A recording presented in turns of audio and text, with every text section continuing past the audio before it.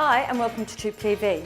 The National Real Estate Awards are just around the corner and we're here today to discuss with you what it means to you for the consumer and us as an industry. Also coming up, we look at reaching the halfway point of building your pergola and the outdoor entertainment area. In SA's finest, a gorgeous villa prestigiously positioned in College Park, featuring the perfect blend of character and contemporary themes. And of course, we're live and interactive today, so don't forget to send in all your emails so we can answer all your real estate queries. Well, it was good to see all these people at our opens on the weekend, even though it was the Calypso. There's certainly some keen buyers out there. Now, later in the show, we've got Time on Market with Cameron Kusher from RP Data. Now, let's go to our inside story, which is all about the Australians' $1 Million Property Club.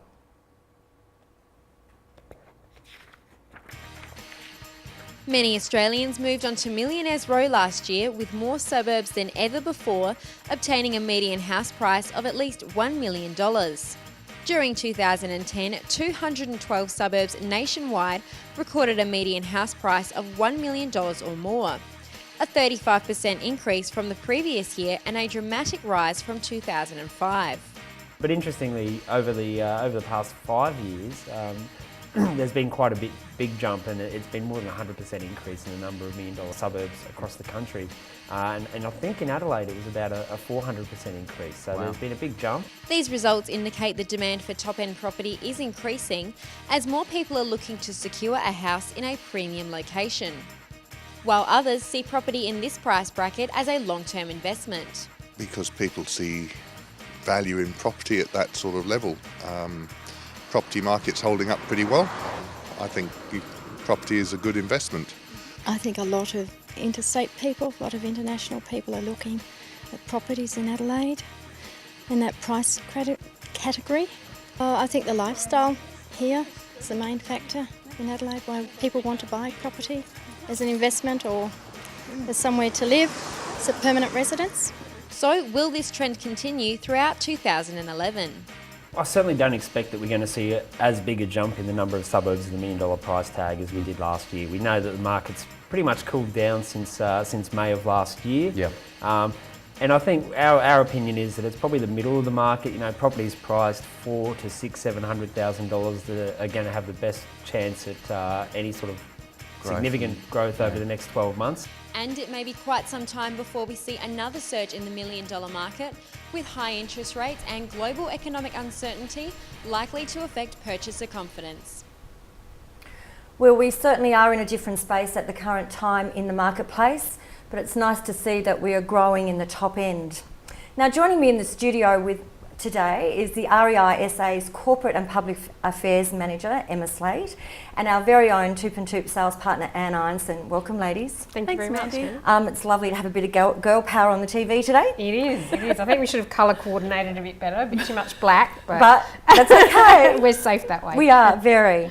Emma, I want to talk to you about the National Awards, which are coming up next week. They are. What are the National Awards? The National Awards are run by our national body, the Real Estate Institute of Australia, and they're the pinnacle of the awards nationwide. So each state has their own awards. Obviously our winners come through to those national categories where they align, and we compete to be the best of the best Australia-wide. So it's a pretty big step.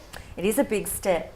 So what do these awards mean to our industry, and I guess particularly to South Australians' industry? Yeah, I think what they provide is a really a high benchmark of great consumer practice, of great real estate practice, and also of innovation. In the categories, they really break down into the nuts and bolts of how the business is run. They look at things such as achievement, they look at business efficiency, they look at staff management, and really look at how the business is running as a whole, and judge it from that. So really they get into your business to find out who's running at the optimum level, and that's a really, really important consideration when you're judged by your peers as well. So to be awarded that accolade is something that's very highly sought after. It is amazing, and I know from our point of view it's something that we strive towards each year. From the consumer's point of view, what does that mean? Like the consumer, we're talking about industry awards, but what does it mean to the consumer? I suppose for consumers, like the state awards, it really verifies that someone from outside our industry, particularly in the estate awards, have come into that business and had a look at that structure and made judgment on whether they think that's an efficient business and whether that's a business that offers good service. So this is once again a step up, going to that national level, and it is important that consumers understand how much detail is in that criteria and how they do look at so many different elements of the business. So it's really a big tick that that the real estate agency is doing the right thing and is someone that should be recognised for doing that. So this is what the consumer is going to be looking for, I guess, when they're looking to put their property on the market. They want to go with a company and then, of course, an agent that is at the top of their game, is the pinnacle of their game. I think with all awards, both state and national award winners see that as a big achievement and something that they promote actively for consumers. So consumers will probably definitely be looking for that tick, and they can find more about the state awards on the RESA website and also the REIA site about the judging criteria nationally too, if they really want to get down to that detail. Annie, we're off to Queensland, beautiful Queensland next week. Can't wait for the sunshine. After all the rain we're having at the present moment, most definitely. Absolutely. So we're heading up there. Tell us about that. So we're very excited because we won these awards late last year. I think it was in October that we won, and we won Best Small Office for our Sterling office, which was a fantastic recognition. And also Anthony TOOP won the President's Award and also the Community Service Award.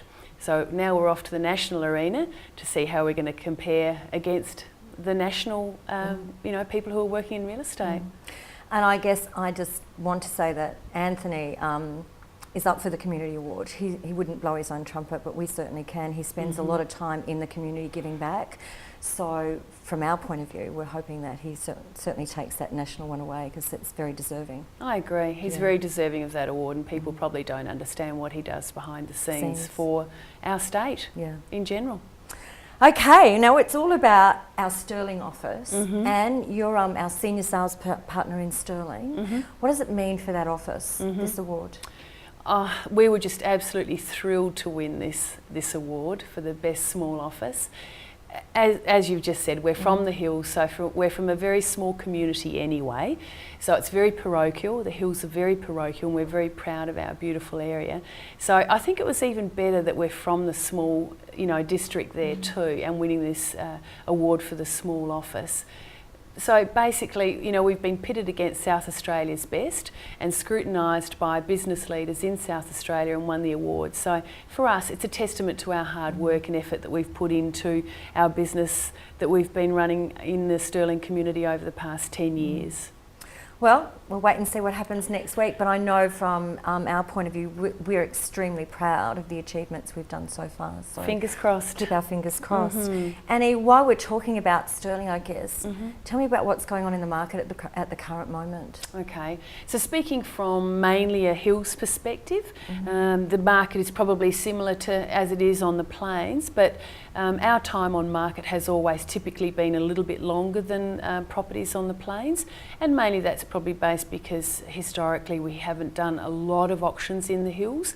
We are doing more and more auctions in the hills to condense that time on the market.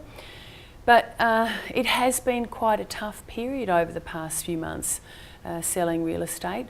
There's lots of property on the market and there are lots of buyers out there, but a lot of buyers are not committing to property yet, so I guess they're probably waiting for their properties to sell too.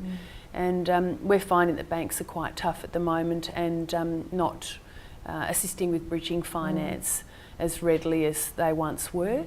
So that's been quite difficult with finance approvals too for buyers. So certainly making it difficult. Emma, you said just before we came on air that you've been doing a lot of research around what's going on with the financial institutions and how that's affecting real estate itself at the present moment. I mean, I think what's really pertinent is that that we're predominantly seeing lending from banks again. Now, a couple of years ago, we had a lot of more non-lending institutions, your brokerage type models, and their lending was quite high. After the GFC, everyone's pulled back on finance, and that has caused a real down in that type of lending, and banks are being much tougher with their criteria now as well. So people are not going through that pre-approval process. They're insisting on valuations. Really, banks are tightening up a lot on their criteria, and people who may have been approved previously may not get approval, sort of 12 months on. So it's a pretty big factor, and something that agents are telling me statewide, guys. So it's a tougher time than we saw 12 months ago, perhaps. Sure.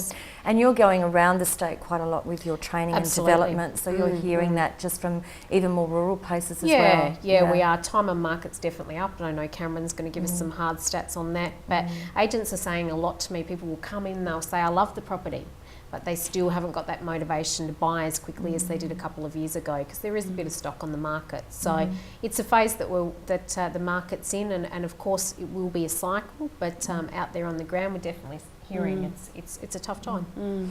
Well, ladies, thank you very much for joining me. Please stay with me because we've got more later in the show. Thanks, Mandy. And now let's see what's going on behind the blinds.